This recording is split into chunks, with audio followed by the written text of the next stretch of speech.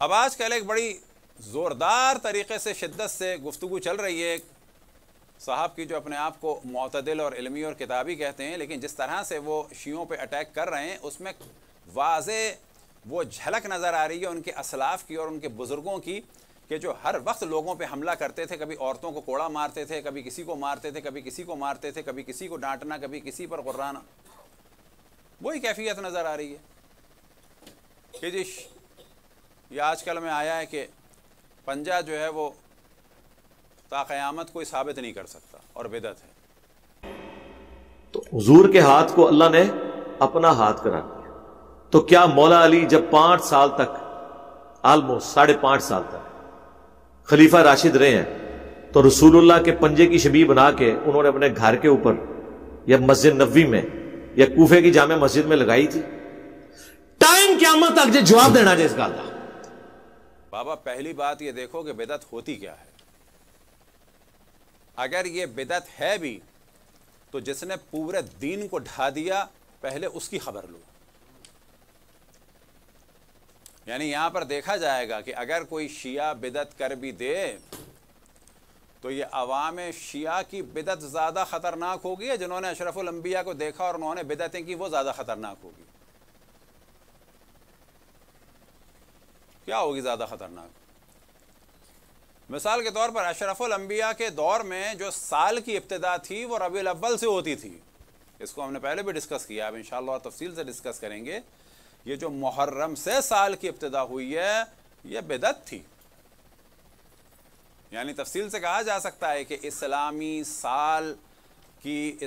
साल जो सुन्नत नबवी है वो रबीउल अव्वल से शुरू होता है, और इस्लामी कैलेंडर जो बिदअत उमरी है वो मुहर्रम से शुरू होता है। करो डिस्कस इसको, बिदअत को। अशरफुल अंबिया ने हज तमत्तो का हुक्म दिया। कुफ्फार हज तमत्तो नहीं करते थे, इन्होंने और इनके साथियों ने अशरफुल अंबिया के इस हुक्म की मुखालफत की और हज तमत्तो को ख़त्म किया। ये बिदअत है। कुरान में तलाक़ें एक के बाद एक होती हैं, याद रखें। ये हमारे यहाँ भी लोग बहुत ज़्यादा गुमराह हो चुके हैं इस मामले में कि किसी की तलाक़ हो जाती है तो पूछा जाता है, ख़ुद मैं बाज़ दफ़ा पूछता हूँ बात से कि अब क्या इरादा है, दोबारा रहना है साथ? तो एक बड़ी तादाद कहती है अब क्या हो सकता है ना। इस मामले में इसका मतलब है कि हमने कुरान को और रसूलुल्लाह सल्लल्लाहु अलैहि वसल्लम को और मौला अमीरुल मोमिनीन को और जनाब सैयदा इमाम हसन इमाम हुसैन को और इस्लाम बाक़ी को छोड़ दिया। इसका मतलब है ये खलीफा दोम की बिदअत थी। एक वक्त में 3 तलाक़ें, कुरान के एतबार से एक तलाक़ होगी, या आप लोग भी जान लें ये जो घर बर्बाद हुए अहले सुन्नत में लाखों की तादाद में, और हलाले का कारखाना खुला है मौलवियों के लिए,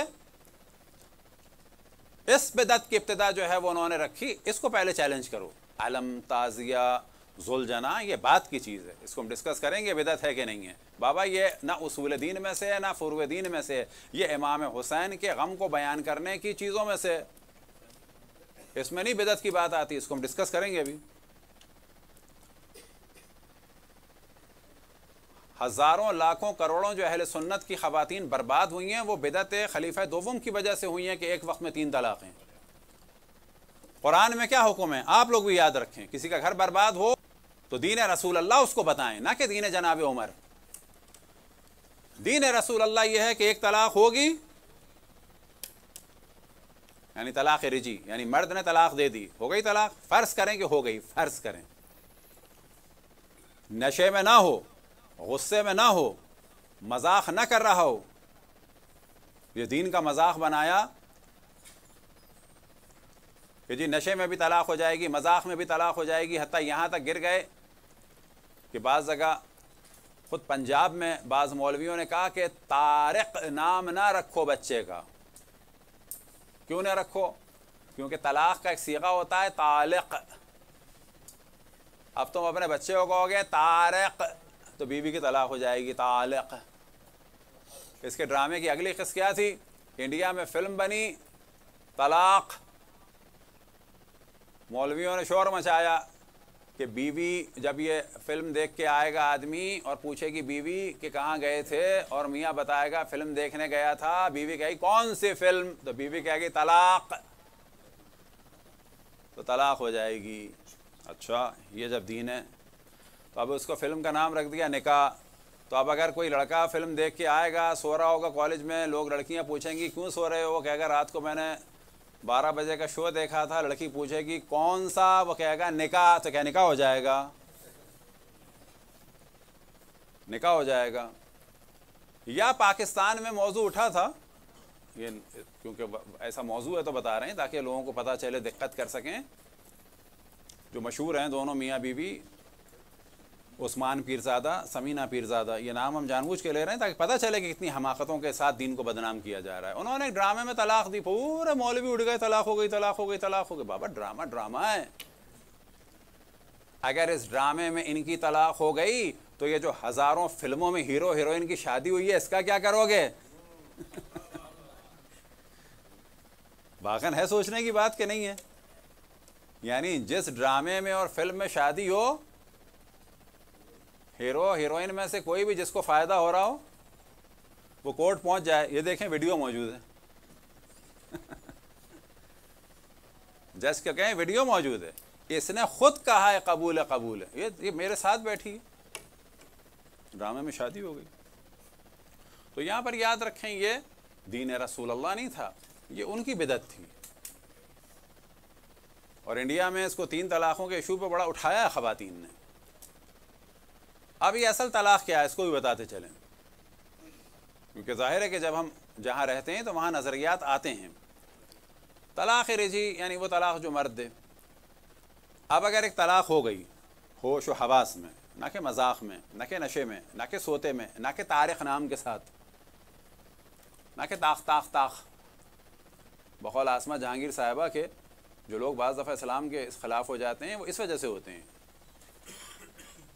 अल्लाह उनकी मग़फ़रत फ़रमाए। वो लगता ये था कि इस्लाम के ख़िलाफ़ है, हम नहीं कहते इस्लाम के ख़िलाफ़ हैं, लेकिन वो बोलती थी बाज़ दफ़ा, कहती थी क्या दीन है, ताख ताख ताख, ये लो 32 रुपये 8 आने।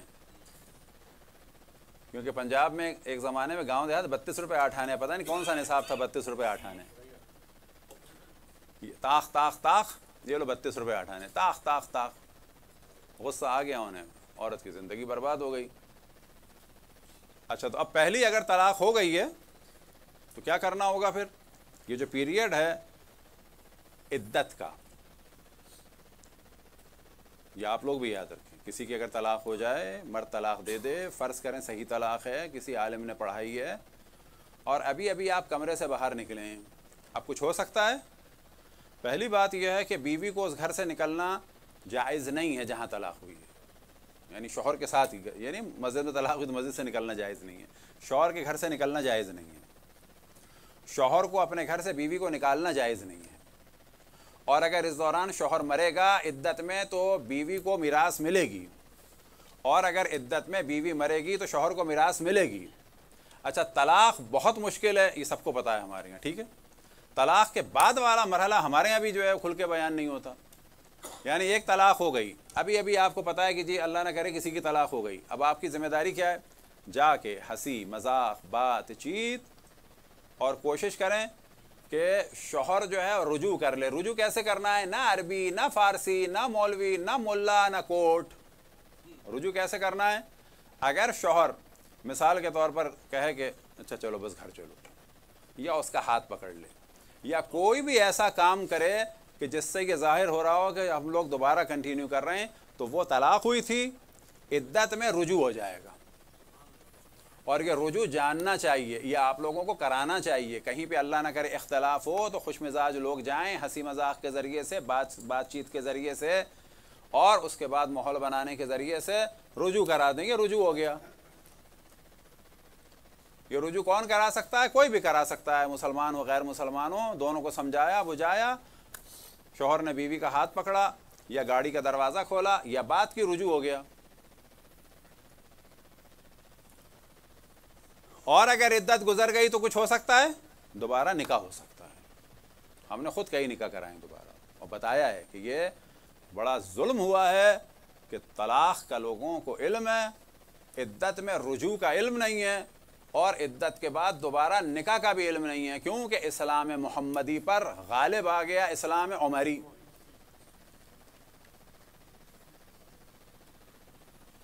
अब फर्ज करें तलाक हो गई या रुजू कर लिया या इद्दत गुजर गई, तो क्या कर लिया, दोबारा निकाह कर लिया। ठीक है, अब तलाक जो देंगे ये दूसरी तलाक होगी। अब हुई है दूसरी तलाक, रुजू के बाद या दूसरे निकाह के बाद। अब फिर कोई गड़बड़ हुई, अब इस आदमी ने तलाक दी, ये होगी दूसरी तलाक। और फिर या इद्दत में रुजू कर लिया या इद्दत के बाद निकाह कर लिया, अब इसने तलाक दी, ये तीसरी तलाक होगी। अब नौबत आती है किस चीज की, मौलवियों के कारखाने की, हलाला फैक्ट्री की ना। असल में है क्या चीज ये, यानी मर्द से कहा गया है कि ये तुम्हारी बीवी है। असल बात ये है, तुम्हें इसकी मिरास मिलेगी, इसको तुम्हारी मिरास मिलेगी, तुमको इसका नफका है। आपने देखा होगा तलाक के बाद कहते हैं नफका दो, तो क्या मुराद है, इस दौरान बीवी का सारा खर्चा वाजिब है। तलाक हो जाए तो इद्दत के दरमियान बीवी की मिरास शौहर को, शौहर की मिरास बीवी को, बीवी का खाना पीना बीमारी सब जो है वो शौहर पे है। क्यों कि ये बीवी है इसकी। अल्लाह सुब्हानहू व तआला नहीं चाहता घर बर्बाद हो, अल्लाह ने इरादा नहीं किया था घर बर्बाद हो, खलीफा दोम ने इरादा किया घर बर्बाद हो।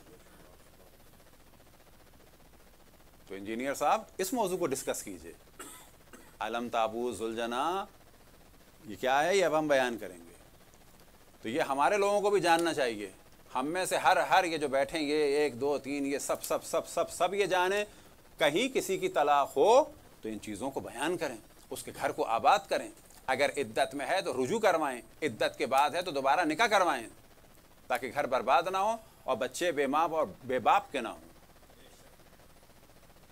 ये इस्लाम नहीं चाहता था, इस्लाम मोहम्मदी अलवी फातिमी हसनी हुसैनी ये चीज़ नहीं चाहते थे, ये नतीजा था इस्लाम उमरी का।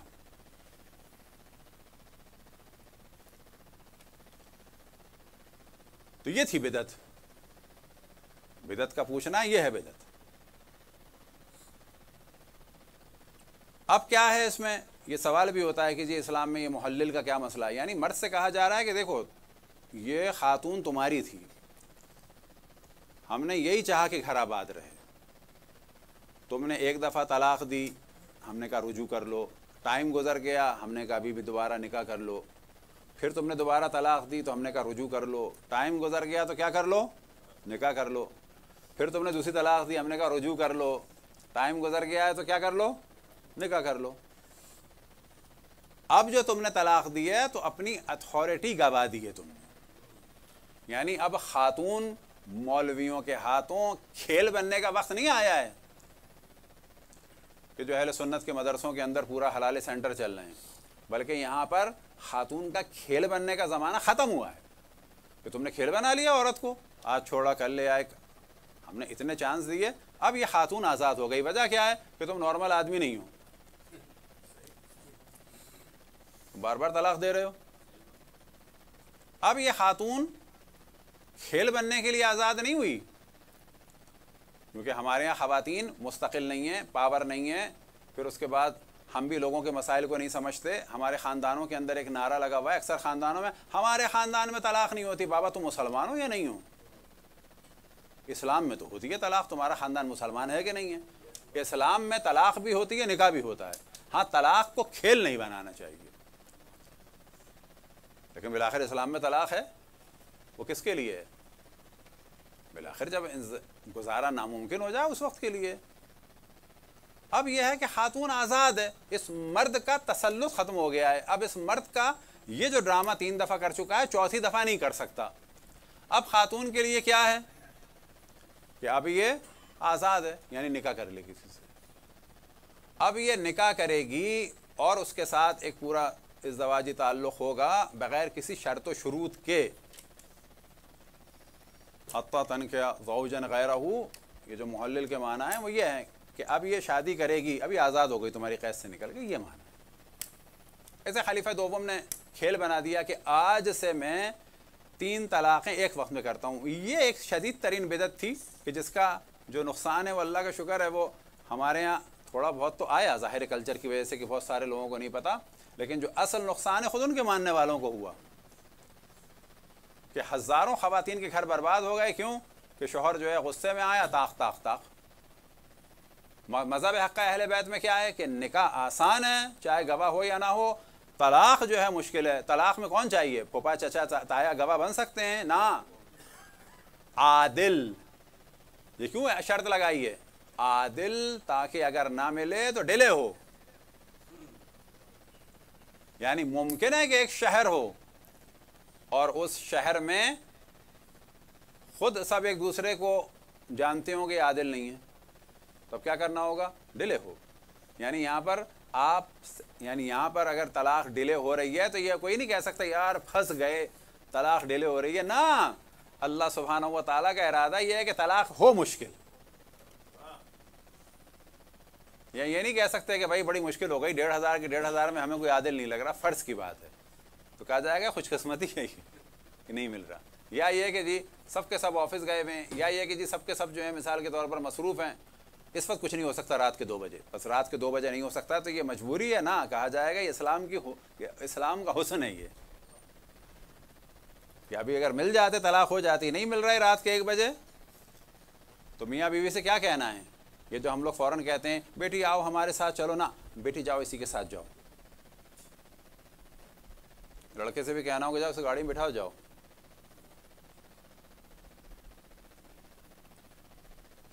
हम ये जो अलग अलग कर देते हैं इसमें चांसेस ख़त्म कर देते हैं, ये तालीमात इस्लामी के ख़िलाफ़ है। क्या ना जाओ, क्या होगा? मुमकिन है मसला शायद हल हो जाए। तो इन मौसूफ़ ने कहा कि आप आज से एक नशिस्त में 3 तलाक़ें होंगी। इसको कहते हैं एक नशिस्त में या एक मजलिस में 3 तलाक़ें, या अहले सुन्नत के हिसाब से तलाक़ मुग़ल्लज़ा गलीज़। तो ज़ाहिर है अल्लाह रसूल के ख़िलाफ़, चाहे उनको बड़बड़ाना कहा जाए या हिज़यान कहा जाए, सब गलीज़ काम है। अब ये 3 तलाक़ें एक वक्त में असल में हो ही नहीं सकती, वाक़ई नहीं हो सकती। एक वक्त में जब उलमा 5-5, 10-10 सीगे पढ़ते हैं तो एक निकाह होता है कि 10 निकाह होते हैं? एक निकाह होता है। अभी किसी शहर की म्यूनिसिपलिटी लॉ बना दे कि एक दफ़ा आप घर बना सकते हैं, फ़र्ज़ की बात है, और उसके बाद उसको डिमोलिश करेंगे तो कुछ नहीं होगा। फ़र्ज़ करें जी हुकूमत कहती है घर डिमोलिश करने से पोल्यूशन होता है, तो एक दफ़ा घर डिमोलिश करोगे तो कुछ नहीं है, 2 दफ़ा करोगे तो भी कुछ नहीं है, 3 दफ़ा करोगे तो भी कुछ नहीं है, 4थी दफ़ा करोगे तो जुर्माना होगा। जितने का घर है उतने का जुर्माना होगा। फ़र्ज़ की बात है, यह कानून बन गया। 1 दफ़ा नहीं, 2 दफ़ा नहीं, 3 दफ़ा के बाद जुर्माना होगा। अगला आता है आदमी, गवर्नर या मेयर या जो भी, और वो कहता है कि कानून वही है, लेकिन मैं पहली दफ़ा घर गिराने को 3 दफ़ा घर गिराना मानता हूँ। पहली दफ़ा घर बनाने को गिराने को 3 दफ़ा गिराना मानता हूँ। तो यहाँ पे कहा जाएगा एक घर 3 दफ़ा नहीं गिर सकता, बनेगा गिरेगा, बनेगा गिरेगा, बनेगा गिरेगा, फिर जुर्माना होगा। बस निकाह होगा तलाक होगी, निकाह होगा तलाक होगी, निकाह होगा तलाक होगी, फिर सादिक आएगा तीसरी तलाक। ये थी बिदअत, कि पता चले कि इस्लाम को कैसे बदला गया है। सलवात पढ़ें पर मोहम्मद वाले मोहम्मद।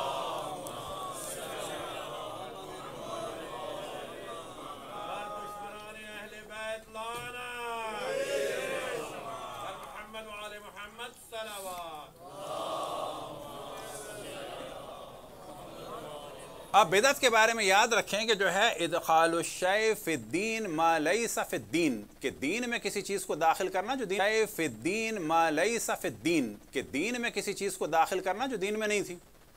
मिसाल के तौर पर तरावी शिया सुन्नी के नज़दीक ये माह रमज़ान के नवाफिल थे, नवाफिल लैलतुल रमज़ान थे ये, सही। और इन मौसूफ ने क्या किया, इसको जमात से कर दिया। और उसके बाद क्या जुमला का, नअमल बिदअतु, कि ये अच्छी बिदअत है। यहाँ से एक तकसीम शुरू हुई, अच्छी बिदअत और बुरी बिदअत। अब अहले सुन्नत में कहा जाता है कि ये जो है तो बिदअत, मसलन फलानी चीज़, अब देखना ये होगा ये बिदअत हसना है या बिदअत सय्या है, जबकि बिदअत बिदअत है। अच्छा, सवाल यह है कि आपको हक है कि बिदअत को अच्छा कहें और बुरा कहें, जबकि बिदअत बुरी होती हैं, तो क्या ये वाला चांस दूसरे को नहीं देंगे आप? तो अब यही सोच लेते कि तुम आले रसूल के जुल्म को छुपाते हो, हम इन अलम ताबूत और जुल्जोने से आले रसूल के जुल्म को उजागर करते हैं कि उन पर क्या जुल्म ढाया गया। तो एक एहतमाल दे लो कि आले रसूल का इसमें दिफा हो रहा है, ये बिदअत हसना होगी, और हमारे आम शियों को कह दो ये हजरत उमर के मानने वाले हैं।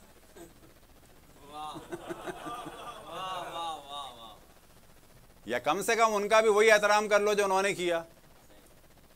अगर अशरफुल अंबिया के मौजज़ात को देखने के बाद किसी के पास इतनी गुंजाइश है बिदअत को जारी करने की, तो ये 1300 साल 1200 साल बाद वालों को थोड़ी सी तो गुंजाइश दो। अगर दीन में किसी चीज़ को शामिल किया जाए, मिसाल के तौर पे क्या कहा जाए, ज़ोहर की नमाज 5 रकत है, फजर की नमाज 4 रकत कर दिया, आज से ये बिदअत होगी। मिसाल के तौर पे मुसल्लमात में से है कि तकरीबन सब में ही कि वाजिब नमाज में एक सूरह हमद है, कोई इसको 2 कर दे कि मैं ज़्यादा मुवाहिद हूँ, 2 कर दो। या मिसाल के तौर पर कोई और चीज़ बढ़ा दी जाए कि 2 सजदों से मेरा दिल नहीं भरता, मसलन 10 हों तो वाक़न ज़्यादा वहदानियत नज़र आती है। तो यहाँ पे कहा जाएगा ये बिदअत है, इदखालुश शै फिद्दीन मा लैसा फिद्दीन, कि दीन में वो चीज़ दाखिल कर दी जाए जबकि वो दीन में ना हो। तो इस्लाम में एक उसूल दीन है, फ़ुरू दीन है। तो उसूल और फ़ुरू की तो बर्बादी लगा दी। जब अल्लाह सुब्हानहू व तआला को जिस्म बनाया जा सकता है, सेंसिटिव वहाँ होना चाहिए। जब हर मार्फत के मंबा को और मस्दर को यानी रिसालत को हजर व हिज़यान और बकवास से निस्बत दी जा सकती है, सेंसिटिव वहाँ होना चाहिए।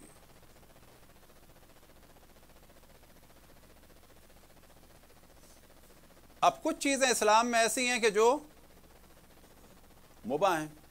अब याद रखें, क्योंकि इन साहब का ताल्लुक़ जो है घूम फिर के बिलाखिर वहाबियत से और अहले हदीस से है, तो वो चीज़ एक बाकी रहती है। लेकिन हाँ चलो जी, बनु उमैया वो कहना शुरू किया, अच्छी बात है, लेकिन बनु उमैया वो कहकर ये नहीं हो सकता कि छोटे किसी मुजरिम को कहकर आप कोई बारगेनिंग करें कि बड़े मुजरिम के जुर्म को छुपा दिया जाए। बनु उमैया के जितने भी मज़ालिम हैं, क्या ये कहा जा सकता है कि 3 तलाक़ों की बिदअत जो है वो यजीद ने शुरू की है? क्या ये कहा जा सकता है कि यजीद ने रसूल अल्लाह को हजर व हिज़यान और बकवास की निस्बत दी? बस आज के दौर में अगर कोई ये कहे कि ये काम यजीद ने किया था, तो आपको क्या समझ में आएगा इससे कि यजीद पर डाल के किसी और को बचा रहा है? तो दीन की बर्बादी जो है वो बहुत सारे लोगों ने लगाई। देखना चाहिए लगना शुरू कहां से हुई और बड़ी किसने लगाई। और ये हम बार बार बता रहे हैं कि ये एक नज़रिया चल रहा है कि अपने आप को लिबरल जाहिर करें, ऐसा जाहिर करें। देखिए, हम तो दुश्मनाने अहले बैत से नफरत करते हैं, अहले बैत से मोहब्बत करते हैं।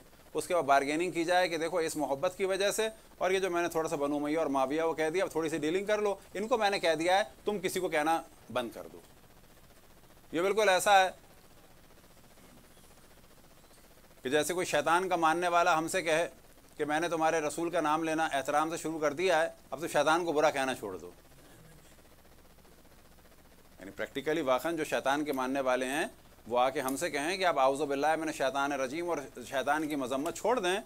आज से हमारी कमेटी ने फ़ैसला किया है कि वो रसूल अल्लाह का एहतराम करेंगे, या ये कि चलो जी वो हम अल्लाह का भी एहतराम करेंगे, एक मुजस्समा अल्लाह का भी रख देंगे। तो कहा जाएगा बाबा तुम अल्लाह को मानो ना मानो, रसूल अल्लाह को मानो ना मानो, हम शैतान को नहीं मानेंगे। आप बनु उमैया को कहें ना कहें, आप अहले बैत की तारीफ़ करें ना करें, हम दुश्मनाने अहले बैत को नहीं छोड़ने के। कोई बारगेनिंग की चीज़ नहीं है ये नहीं कहा जा सकता कि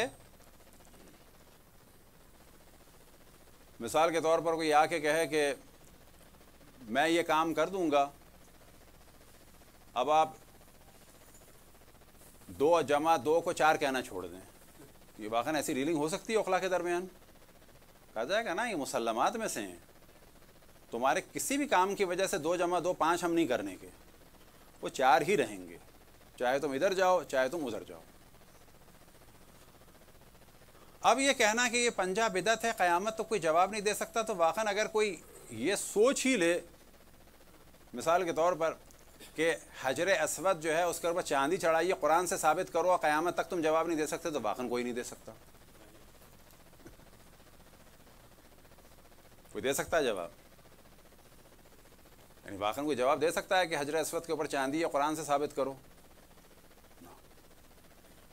हजर अस्वद की शक्ल ऐसी होनी चाहिए, चांदी चढ़ा के जो कर दिया उसको ओवल शेप में उसका वो, यानी वाकई कुरान से आप साबित करेंगे? अच्छा, बस कुरान से साबित ना करें तो बिदअत कर दें। बाबा हजर अस्वद जो है वो टूट गया था, टूटने के बाद उस पर खोल चढ़ाया, खोल चढ़ाने के लिए या लोहा होता है या सोना होती है, चांदी हो गई, इसके लिए कुरान और हदीस की ज़रूरत नहीं है। अब जो उसका शेप है बिलाखिर या स्क्वायर होता है, रेक्टेंगल होता है या सर्कल होता है या ओवल होता है, बिलाखिर कोई तो होता, आप जो भी शेप करते उसके बारे में यही सवाल होता। खाने काबा का खिलाफ, यानी वाकई इसी तरह से ये खालिस रेशम का होता था रसूलुल्लाह सल्लल्लाहु अलैहि वसल्लम के दौर में, इसी तरह सोने का काम होता था। कहा जाएगा इजाज़त है, ऐसे हो जाए वैसे हो जाए। जो आयतें लिखी जाती हैं, क्या वाकई कुरान में है कि खाने काबा पर गिलाफ में ये आयतें लिखो? लिखा है, वाकई लिखा है ऐसा कहीं? और इस साइज़ की लिखो या इस मटेरियल की लिखो, सोने की हो कि चांदी की हो, काला हो कि सफ़ेद हो, रेशम का हो या कॉटन का हो। कहा जाएगा ये खाने काबा के एहतराम में हो रहा है, इस्लाम ने मना नहीं किया, एक अज़मत नज़र आ रही है, सही है। मकाम इब्राहिम के ऊपर गिलाफ हो या शीशे का फ्रेम लगा हो, अब उसकी छत जो है मकाम इब्राहिम की वो ऐसी हो या फ्लैट हो, गोल्डन हो या सिल्वर हो, कौन से मेटल की हो, इसे कोई क़यामत तक साबित कर सकता है? या मिसाल के तौर पर कुरान की जिल्द गाय की खाल की हो, भेड़ की खाल की हो, इस्लाम ने एक बता दिया, कुरान नजिस चीज़ से लिखना भी नहीं है, नजिस करना भी नहीं है बस। और उसकी जिल्द जो है वो मुर्दार की ना हो, नजिस ना हो, ना नजिसुलहन जानवर की हो ना मुर्दार की हो। क्यों? इस्लाम का एहतराम, ये फ़िक़ी मसाइल हैं।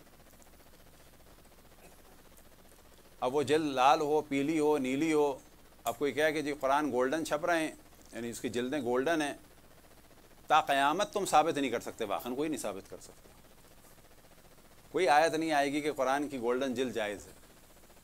ये रसूम है, कल्चर है। ये मिसाल के तौर पे शोर मचाया जाता है, आपने देखा है 15 शाबान को हलवा, एक दफ़ा टीवी का प्रोग्राम था, आता था PTV से मीज़ान, वहाँ पर बहस चल रही थी देवबंदी बरेलवी में, काफ़ी देर हो गई, तो मैंने कहा रुके रुके थोड़ी बात, मैंने कहा हलवे की बात हो रही है, ठीक है, आप दोनों का, यानी बरेलवी तो ज़ाहिर है उस पर इस मामले में हक़ पर थे, देवबंदी ज़्यादा सेंसिटिव हो जाते हैं, तो हमने देवबंदी से कहा आप बजाय 15 शाबान के हलवे के ईद के दिन की सेवइयों को डिस्कस करें।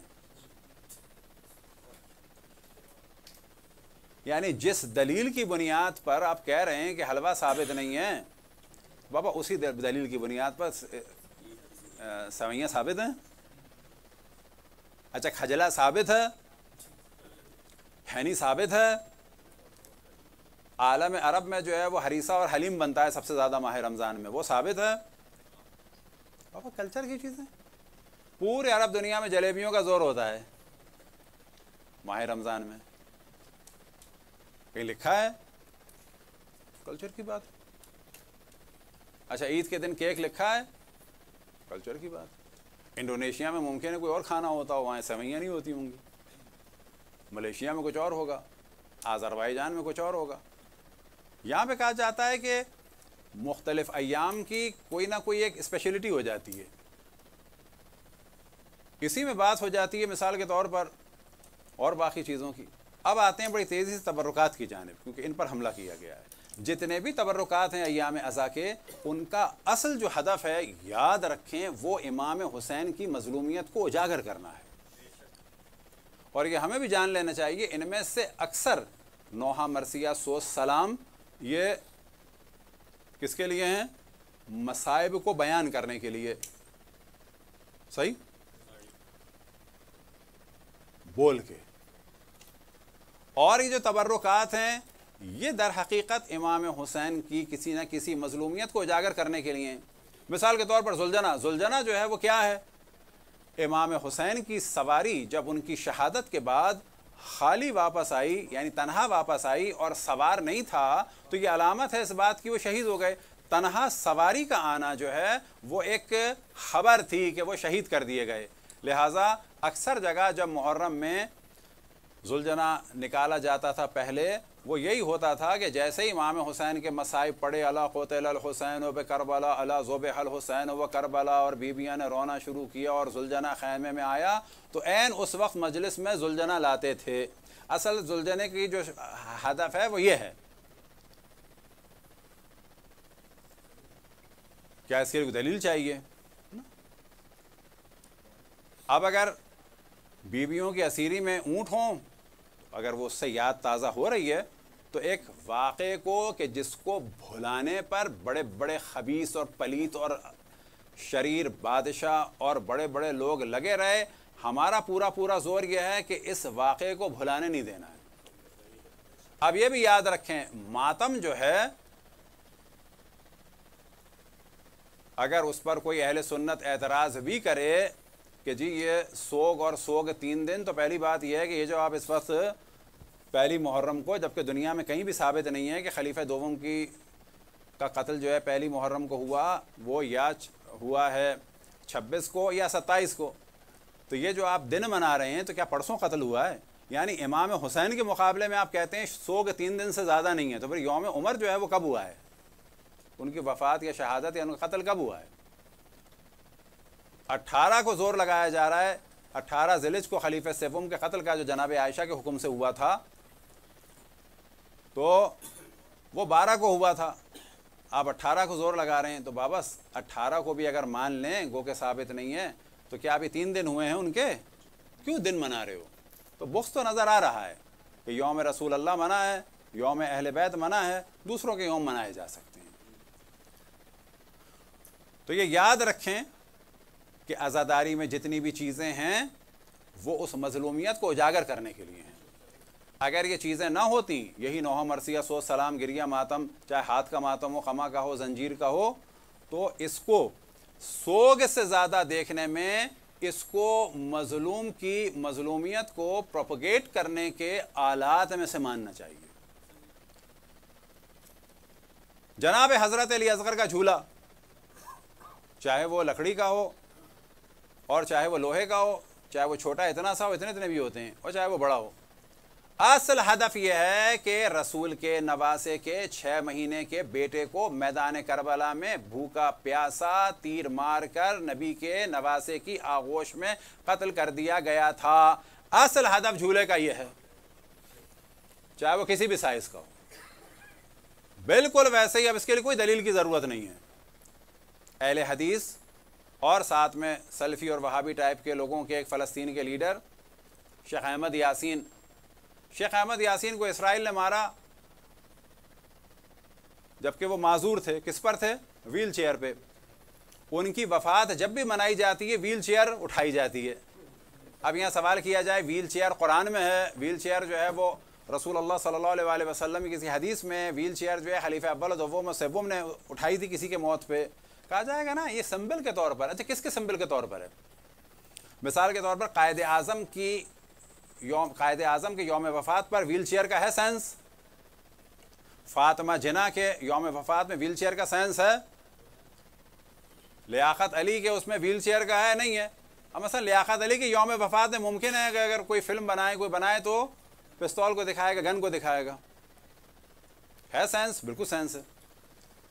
कायदे आज़म या जनाब फातिमा जिना वाले में इम्कान है, जैसे कि जनाब फातिमा जिना को मारा गया, उनसे रिलेटेड दिखाया जाएगा।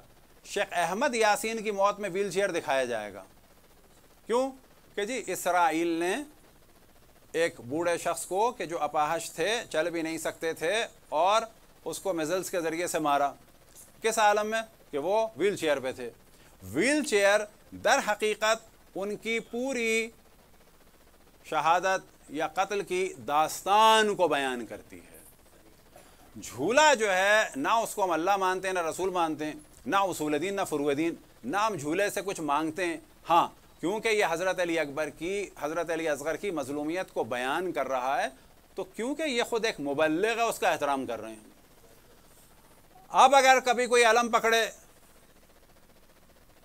तो हमेशा कहते हैं इस अलम को पकड़ना कि जी मैंने अलम जाके पकड़ा, ये वो बिल्कुल वही कैफियत है कि जो रसूल अल्लाह सल्लल्लाहु अलैहि वसल्लम, हज़रत अब्दुल्ला, हज़रत अब्दुल मुत्तलिब और बुजुर्गान खाने काबा के गिलाफ को पकड़ते थे।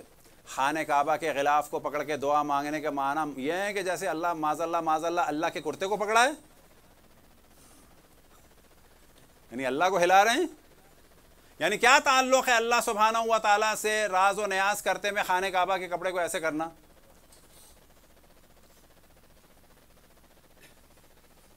तो जितने भी तबर्रुकात हैं इनको लॉजिकली डिस्कस करना चाहिए, जानना चाहिए। और अज़ादारी में जो सबको प्रॉब्लम है कि जी देखा तो निकाह टूट जाएगा, ये सारी चीज़ें हमने पहले भी बयान की। वो सारी बात ये थी कि ये मज़लूमियत आगे बढ़े ना, और हमारे उलमा ने उतना ही काम को आगे बढ़ाया। लिहाजा कभी भी किसी ने भी सवाल किया कि ऐसा कर सकते हैं, ऐसा कर सकते हैं, ये काम कर सकते हैं, ये काम कर सकते हैं, हमेशा उलमा ने जवाब दिया अगर इसके ज़रिए से करबला के किसी वाक़े या करबला के किसी हादसे की जानिब तवज्जो होती है और पर्दा उठता है, और इस काम की वजह से करबला का एक ख़ास मौजू भुलाए जाने से महफूज हो जाता है, प्रिजर्व हो जाता है, दुश्मनों की साजिश से बच जाता है, तो वो सारे काम जो हैं वो सवाब हैं। किस उन्वान से? सोख के उन्वान से नहीं, किस उन्वान से? फुरुद्दीन के उन्वान से नहीं, किस उन्वान से? उसूलदीन के उन्वान से नहीं कि इसको बिदअत कहा जाए, इस उन्वान से कि रसूल और आले रसूल की मजलूमियत को जो छुपाया जा रहा है, और जालिमों को कि जिन पर खुदावंद तबारक व तआला की और अंबिया की और मलाइका की और अंबिया की और औसिया की और तमाम मोमिनीन जिन्न व इंस की लानत हो, उनके जराइम को छुपाया जा रहा है। तो हम इन झूलों के ज़रिए, अलम के ज़रिए, ताबूत के ज़रिए, बेड़ियों के ज़रिए, तौक़ के ज़रिए, जंजीरों के ज़रिए और दुनिया भर में सैकड़ों किस्म के जो तबर्रुकात हैं, ये पूरी एक फहरिस्त है। इन सब के पीछे जो हदफ है वो आले रसूल की मजलूमियत को छुपाने की साजिश को नाकाम करने के लिए है। सलवात पढ़ें बर मोहम्मद वाले।